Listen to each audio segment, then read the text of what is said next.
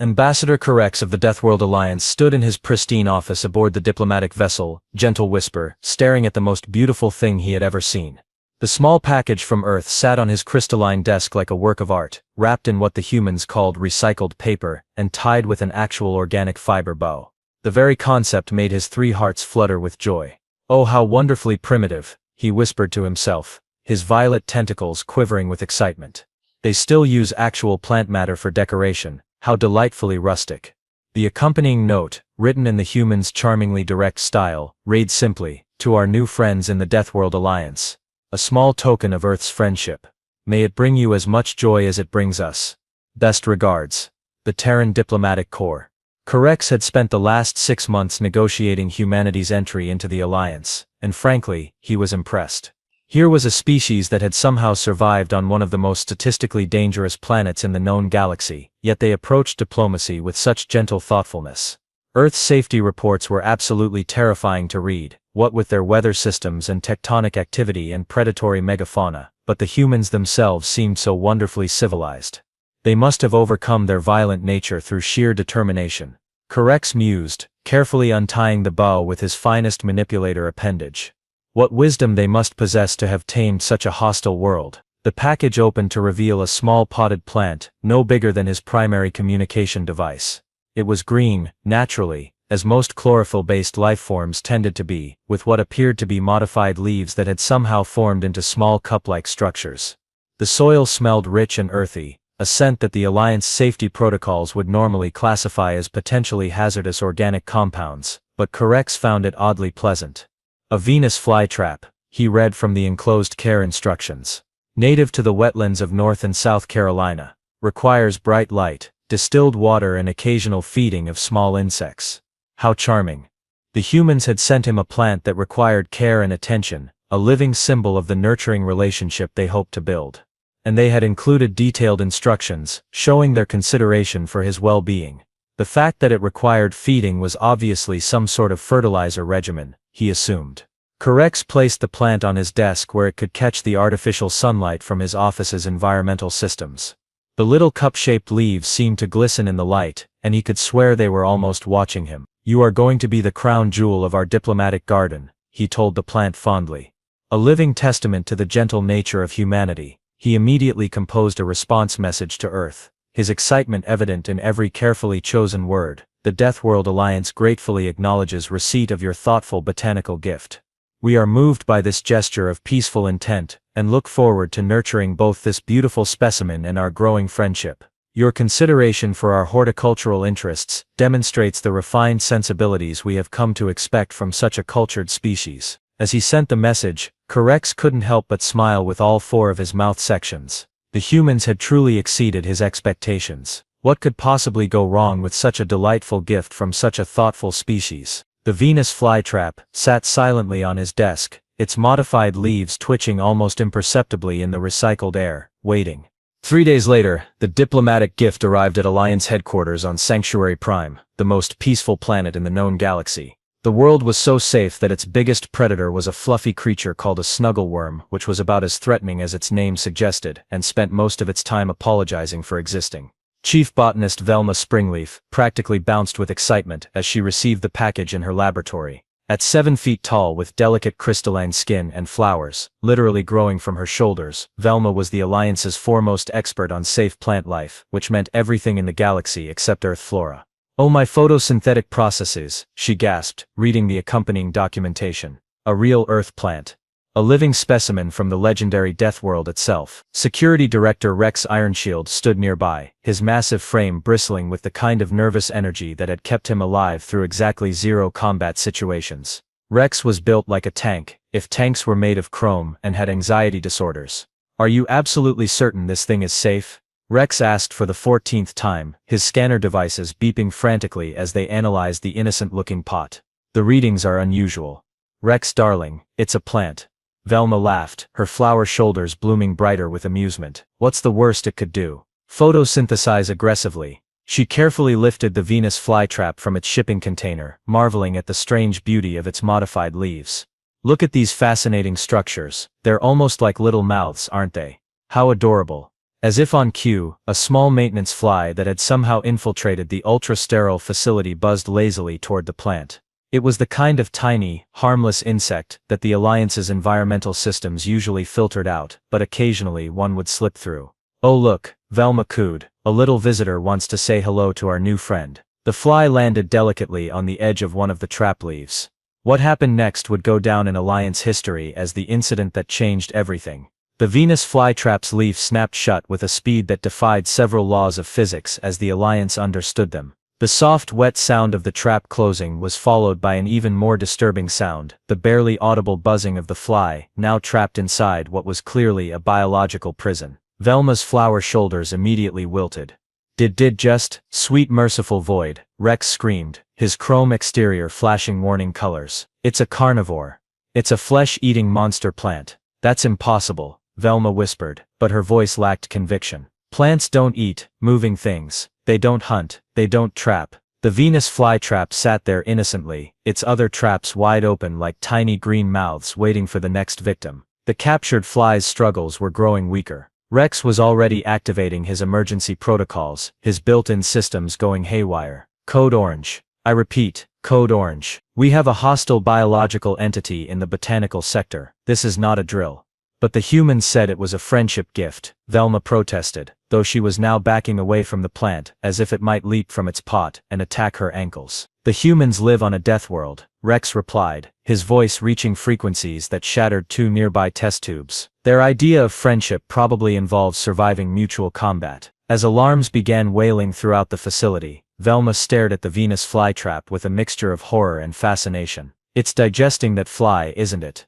"I don't want to know," Rex said, already calling for backup. "I don't want to know. I don't want to think about it, and I definitely don't want to be in the same room as whatever the humans consider a small token of friendship." The Venus flytrap's trap slowly began to reopen, revealing the partially dissolved remains of its victim. That's when the real screaming started.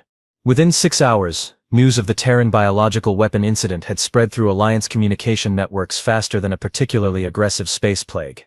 The fact that it was actually just a houseplant having lunch was apparently irrelevant to the growing panic. Commander Zara Stormwind, the Alliance's chief military strategist, stood at the head of the emergency council table looking like she'd rather be fighting a fleet of armed battleships than dealing with whatever fresh hell humanity had unleashed upon them. Her silver exoskeleton was stress-clicking in patterns that roughly translated to "Why did I take this job?" in 17 different languages. "Let me get this straight," she said, her voice carrying the kind of calm that preceded either enlightenment or total psychological breakdown. "The humans sent us a plant that eats other living creatures. Technically, it's an insectivore." Velma offered weakly from her seat, her flower shoulders now permanently drooped in trauma. "It only eats small flying insects." "Only?" Rex's voice cracked like a pubescent adolescent. "Commander, this thing hunts. It has a mouth, multiple mouths. It sits there pretending to be innocent vegetation while plotting the demise of any creature foolish enough to trust it." Science Officer Blix Wonderbrain, whose species had evolved from particularly intelligent mushrooms, was frantically taking notes. "The predatory behavior suggests advanced tactical awareness. The camouflage capabilities indicate military-grade biological engineering. The humans have essentially gifted us a vegetative assassin." "It's 6 inches tall," Velma protested. "Size means nothing when you're dealing with apex predators," Commander Stormwind replied grimly. "Have we established a perimeter?" Rex nodded enthusiastically. "I've requisitioned the entire eastern wing of the botanical facility. The specimen is now contained in a Class 7 biohazard chamber with triple reinforced transparent aluminum barriers. I've also stationed a full security team at minimum safe distance." "What's minimum safe distance for a carnivorous plant?" Blix asked, still scribbling notes. "We're still calculating that," Rex admitted. "Current estimates range from 50 meters to evacuating the entire planet." Commander Stormwind's stress clicking intensified. "Have we consulted the galactic database of dangerous flora?" "That's the problem," Blix said, his mushroom cap trembling with barely contained horror. "Earth plants aren't in the database. Nothing from Earth is in the database. Their entire biosphere is classified as approach with extreme caution or preferably don't approach at all. So we have no idea what we're dealing with," the commander concluded. "Worse," Rex said, his chrome exterior now flashing warning colors in a pattern that roughly meant impending doom. "I've been reading the care instructions the humans provided. It says here that Venus flytraps are considered beginner plants suitable for children and amateur gardeners." The emergency council fell silent, Even the room's environmental system seemed to hush in response to this revelation. Children, Velma whispered. Human children keep these things as pets. What do human adults keep? Blix asked, though his voice suggested he didn't really want to know the answer. Commander Stormwind stood up slowly, her exoskeleton now clicking in what could only be described as funeral march tempo. I'm declaring a Level 2 diplomatic crisis. All non-essential personnel are to maintain at least 100 meters from the botanical facility. I want psychological counselors on standby for anyone who's had direct visual contact with the specimen. Commander Velma said hesitantly. Don't you think we might be overreacting just a tiny bit? Rex pulled up a holographic display showing the Venus flytrap sitting innocently in its super maximum security containment unit. Look at it, Velma. Just look at it. It's not moving. It's not making noise. It's just sitting there waiting. Waiting for what? What is it planning? As if responding to Rex's paranoid observations, the plant's trap slowly opened and closed in what was probably just a normal biological function but looked disturbingly like breathing. It's mocking us, Rex concluded with absolute certainty. It knows we're watching, and it's mocking us. I need a drink, Commander Stormwind announced. A very large drink. And then I need to compose a very carefully worded message to the Terran Diplomatic Corps asking them to please explain what exactly they think constitutes an appropriate friendship gift. Should we mention that our entire security staff now requires therapy? Blix asked.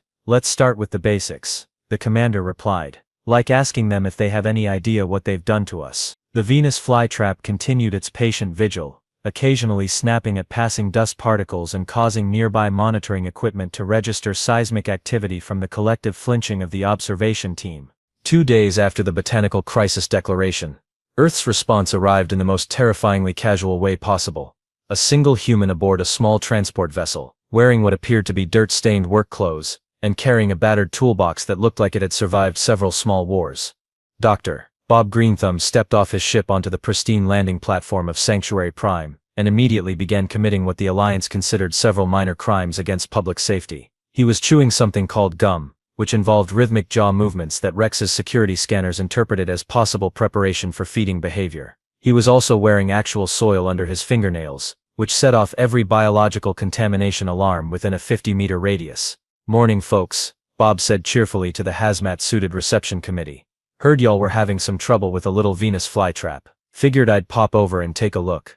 Commander Stormwind, speaking through 3 layers of protective communication filters, tried to maintain diplomatic composure. Dr. Greenthumb, we appreciate Earth's prompt response to our emergency consultation request. However, we should inform you that the biological specimen has been classified as a Class 7 security threat, and is currently contained under maximum safety protocols. Bob blinked slowly, processing this information while continuing to work his jaw in that disturbing rhythmic pattern. You mean the little plant I sent over? The one that's about yay big? He held up his hands to indicate something roughly the size of a coffee mug. That biological weapon, yes, Rex confirmed from behind his reinforced protective barrier. We've had to evacuate 3 facility levels and bring in trauma counselors for affected personnel. Huh? Bob said, scratching his head with a finger that had actual dirt on it. Living dirt. From a planet where everything was apparently trying to kill everything else. Mind if I take a look at the little fella? The convoy that escorted Bob to the containment facility was perhaps the most over-engineered procession in galactic history. 24 security personnel in full protective gear, 4 mobile decontamination units, 6 emergency medical teams, and a military escort that would have been appropriate for transporting antimatter warheads. Bob whistled appreciatively as they walked. Y'all sure do take plant safety seriously around here. Back home, we just stick 'em on the windowsill and water 'em when we remember. This statement caused Velma to actually stumble. You mean humans keep multiple carnivorous plants in their living spaces, voluntarily? Oh sure, Bob replied conversationally. Got about 12 different varieties in my kitchen alone. The sundews are real pretty this time of year. And my pitcher plants just had babies. The convoy stopped moving entirely. Several security personnel had to sit down. Your kitchen, Commander Stormwind repeated slowly. You keep predatory flora in the area where you prepare food. Well, they help with the fruit fly problem, Bob explained reasonably. Natural pest control, you know, way better than those chemical sprays. By the time they reached the containment facility, Bob had casually mentioned that he also grew something called roses that were covered in thorns sharp enough to draw blood, and tomatoes that were technically nightshades, like deadly nightshade, but edible. Each revelation had required brief medical attention for various members of the escort team. The Class 7 biohazard containment chamber was an impressive sight, a room-sized transparent aluminum cube surrounded by sensor arrays, atmospheric processors, and enough warning signs to stock a medium-sized library. Inside, the Venus flytrap sat in its pot, looking exactly as innocent and terrifying as it had for the past week. "Oh, there's the little guy," Bob said fondly, walking right up to the containment barrier. "Looking good, buddy. Nice color. Good trap formation. Somebody's been taking good care of you." The plant's traps opened and closed slightly, which Rex immediately interpreted as aggressive posturing in response to the presence of its handler. "Dr. Greenthumb," Commander Stormwind said carefully, "our botanical expert has observed what appears to be highly sophisticated predatory behavior. The specimen demonstrates hunting patterns, tactical patience, and what can only be described as killing efficiency." Bob looked at the plant, then at the assembled Alliance officials, then back at the plant. "You mean because it caught a fly?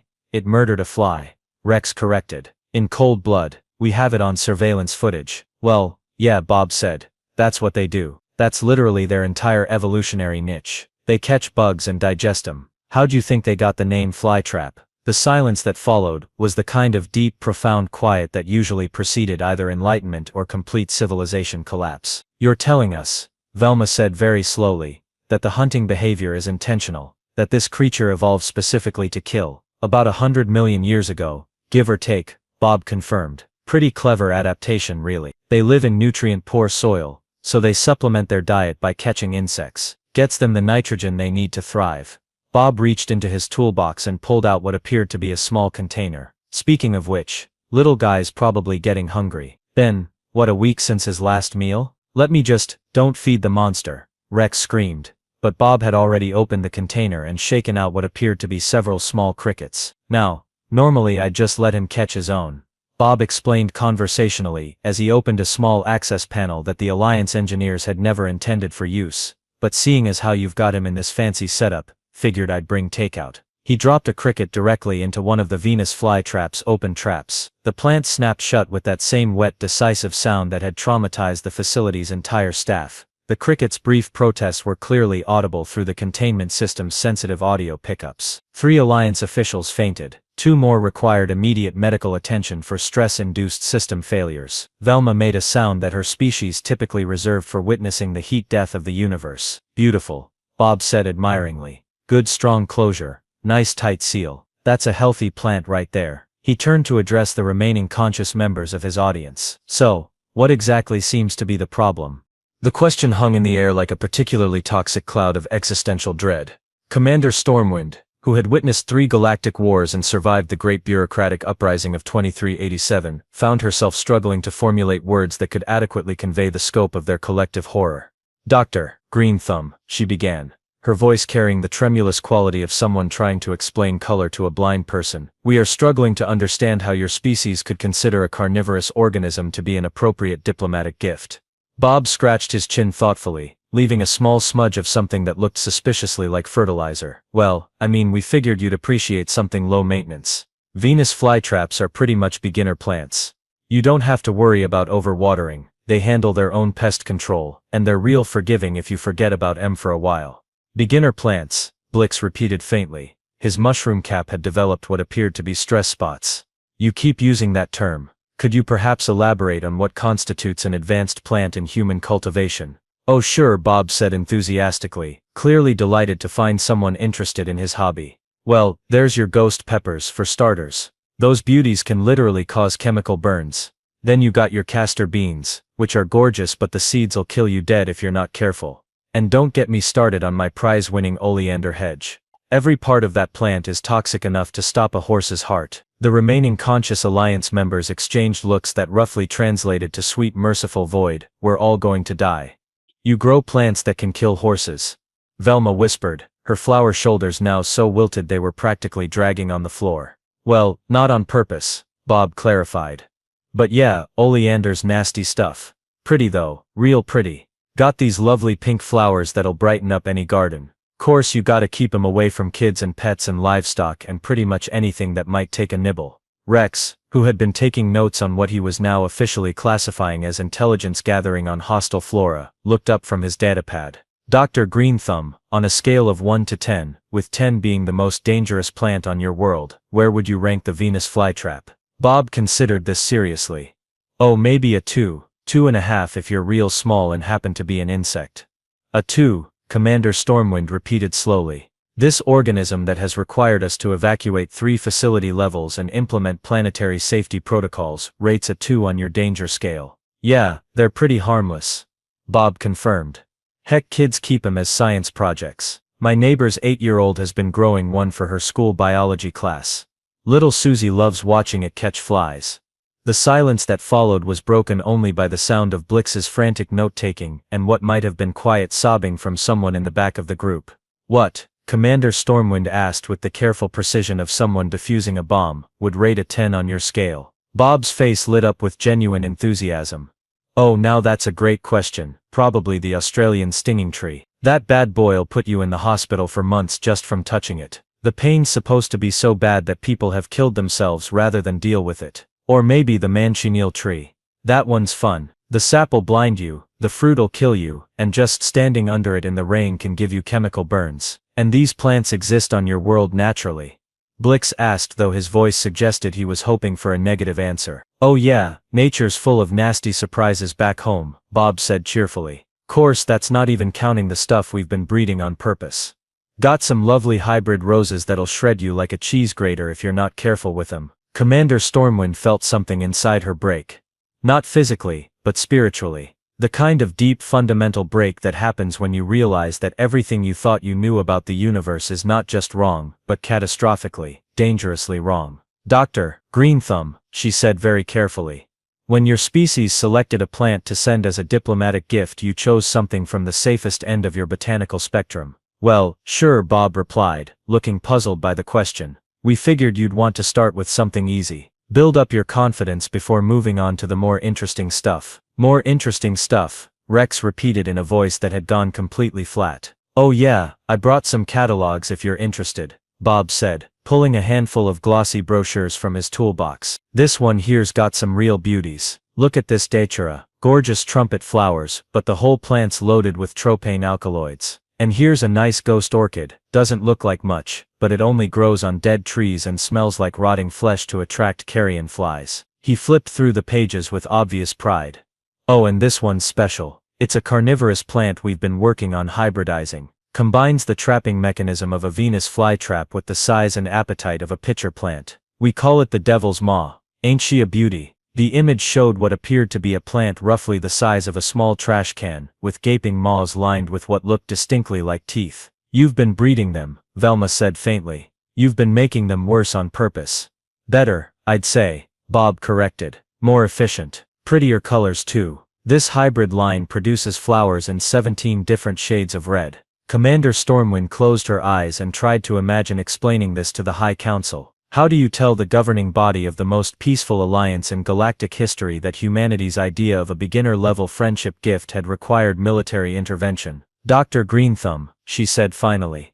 I need to ask you something very important. When humans say they want to be friends with someone, does that typically involve exposing them to biological hazards? Bob looked genuinely confused. What biological hazards? It's just a little plant.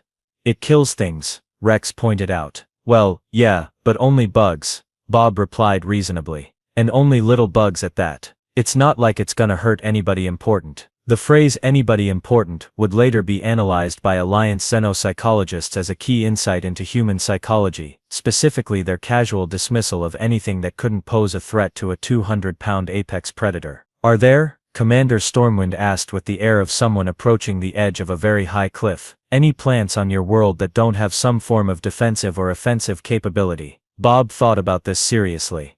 Well, most grasses are pretty harmless. Unless you count the ones that cause allergic reactions. Or the ones with silica edges that can cut you. Or bamboo, which can grow fast enough to impale things if they're not careful. What about flowers? Velma asked desperately. Surely flowers are safe. Depends on the flower, Bob replied helpfully. Poppies'll get you high, foxglove'll stop your heart, daffodils'll make you sick if you eat the bulbs, and don't even get me started on what happens if you smell too many jasmine blossoms in a closed space. Commander Stormwind opened her emergency communication channel to Alliance Command. This is Commander Stormwind requesting immediate consultation with the Xenopsychology Department, the Biological Warfare Division, and possibly the Department of Last Wills and Testaments, came the confused reply. We have a problem, she said, watching Bob cheerfully offer cricket treats to their maximum security biological threat. A very big problem. 3 weeks later, the Sanctuary Prime Botanical Facility had been transformed into what historians would later describe as the most over-engineered greenhouse in galactic history. The single Venus flytrap now resided in a climate-controlled biodome with its own dedicated atmospheric processing system, a full-time team of 12 specialists, and more security features than most planetary defense grids. The facility's official designation was the Terran Flora Observation and Containment Complex, though the staff had taken to calling it that place where we keep the thing that must not be named, or more simply, Bob's House of Horrors. Commander Stormwind stood in the observation deck, reviewing the monthly status reports while trying not to think about the implications of what she was reading. The Venus flytrap had successfully captured and digested 47 flies, 16 gnats, 3 moths, and something the entomology team had classified as an unidentified flying arthropod that we're pretending doesn't exist. Status report Rex, she said with the weary tone of someone who had aged several years in the past month. Rex approached with his usual collection of data pads, scanner readings, and what appeared to be stress-induced system malfunctions. The specimen remains contained, Commander. No escape attempts, no aggressive territorial expansion, no signs of intelligence gathering or strategic planning.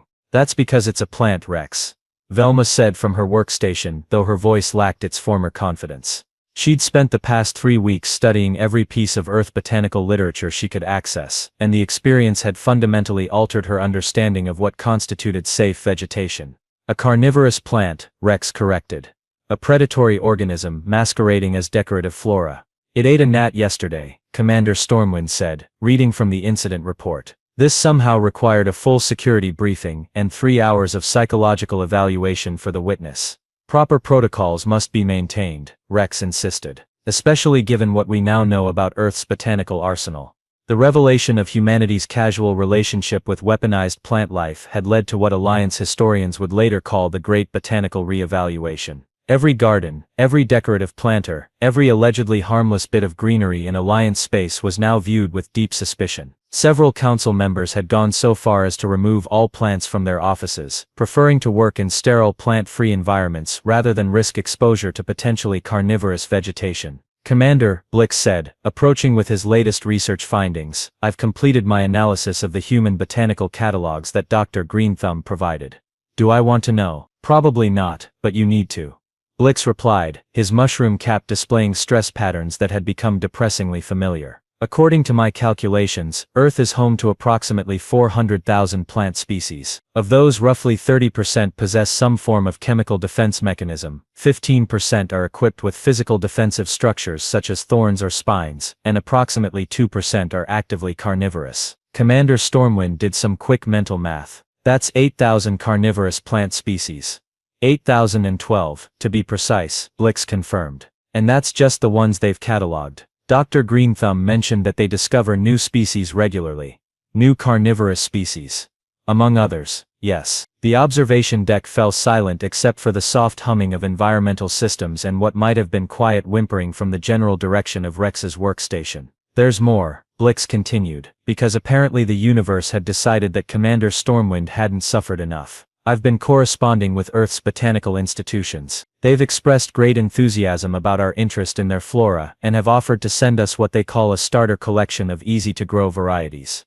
Absolutely not, Commander Stormwind said immediately. The list includes something called a sensitive plant that responds to touch, a telegraph plant that moves without external stimuli, and several varieties of what they term living stones that camouflage themselves as rocks. Plants that pretend to be rocks, Rex repeated in a voice that had gone completely monotone. They have plants that engage in active deception.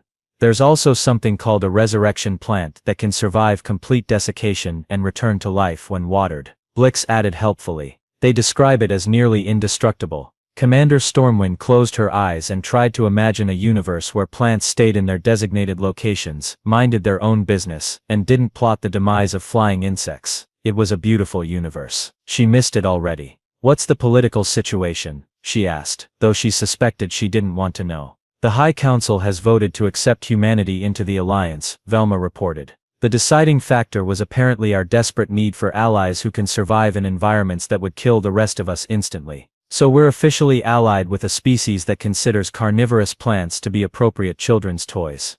That's the situation, yes. A soft chime indicated an incoming message. Commander Stormwind accepted the transmission, and Bob Greenthumb's cheerful face appeared on the communication screen. "Hey there, Alliance folks," Bob said, waving from what appeared to be a greenhouse filled with enough botanical nightmares to fuel Rex's anxiety attacks for the next century. "Just wanted to check in and see how our little Venus flytrap is settling in." "Dr. Greenthumb," Commander Stormwind replied, with practiced diplomatic composure, "the specimen is adapting well to its new environment." "That's great to hear," Bob said, beaming with pride. "I was thinking, since you folks seem so interested in earth plants, maybe I could send over a few more varieties. Got some beautiful sundews that just came into bloom, and my pitcher plants are producing some real stunners this season." The observation deck's occupants exchanged glances that could have powered a small starship through sheer terror alone. "That's very generous of you, Dr. Greenthumb," Commander Stormwind said carefully. "But I think we should focus on fully understanding our current specimen before introducing additional variables to the situation." "Oh sure, makes sense," Bob agreed readily. "No rush at all. Though I gotta say, wait till you see what we're planning for next year's breeding season. We've got some hybrid projects that are gonna knock your socks off." "I'm sure they will," Commander Stormwind replied, though her tone suggested that getting her socks knocked off was precisely what she was trying to avoid. After the transmission ended, the observation deck remained silent for several minutes. Finally Rex spoke up. "Commander, I've been thinking about requesting a transfer."